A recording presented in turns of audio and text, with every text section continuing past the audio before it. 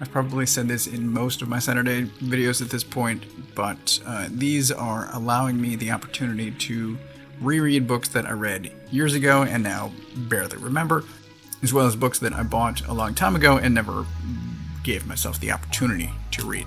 So, Criminal Macabre is I first got into Cal McDonald from the Savage, I think it was Savage Remembering came out first, and then Guns, Drugs, and Monsters. But these both came out around the time of 30 Days of Night. So it was at that time that I became a fan of Steve Niles and of Cal McDonald specifically. But I really like these novels. I would like to reread these at some point. But for the last more than 15 years, actually, he has been writing Cal McDonald as a comic, and this is the first. Doesn't even have a number 1. Oh, there it is. So this is the first collection of the Cal McDonald comics. This is done by Dark Horse. The previous ones were done by IDW. This one is drawn by Temple Smith, and this is just after they worked together on 30 Days of Night. I bring this up because I have complaints about the art. Now, this is the cover. Looks great. There's distinction. There's a differentiation between foreground and background. You can clearly see people's faces. All of which I say because I'm just going to turn randomly into a page. And like it's just dark. Everything is so dark. It's muddy. There's barely backgrounds. Oh, you can see a door on this page. But faces aren't great. Everything is super sketchy. It's just the art. The art is not great, and it's disappointment. I like Temple Smith's work in general. I just don't think that this is the best example of it. Now, I read another one. This is, I think, the only other collection I have. This is volume 5. And different artist on this one. But it's not... This is actually a pretty good page. That's a good page. But, I don't know. The art's not great. The story's okay. In both of these, the story is okay. This one, I think, is better, probably. This is more straight mystery. We've got ghouls are being attacked, and there is a weird sort of coalition between vampires and werewolves who have not worked together before, at least in Cal's universe. And over here we have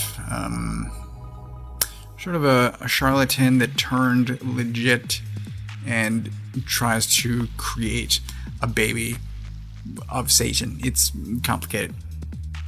It's complicated. It's a good read. Yeah, I think that's all I'm going to say. But overall, the big thing that I've been doing is in reading or rereading all of these books is making a decision about whether or not I'm going to keep them.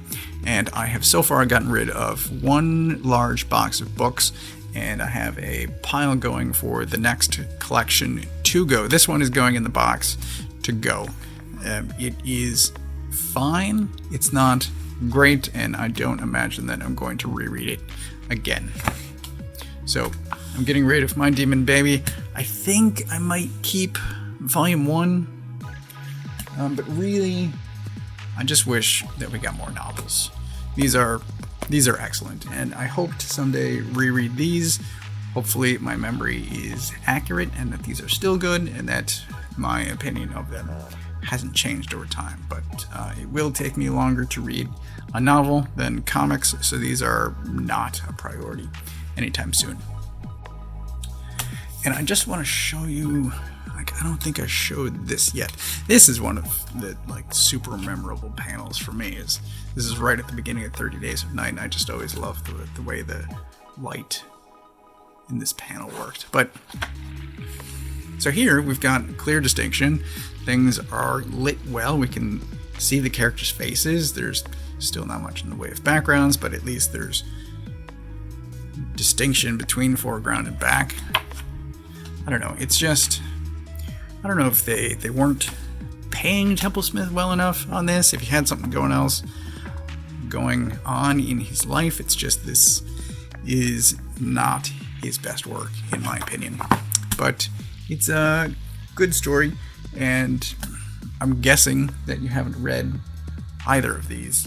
But if you are at all interested, go ahead and check it out.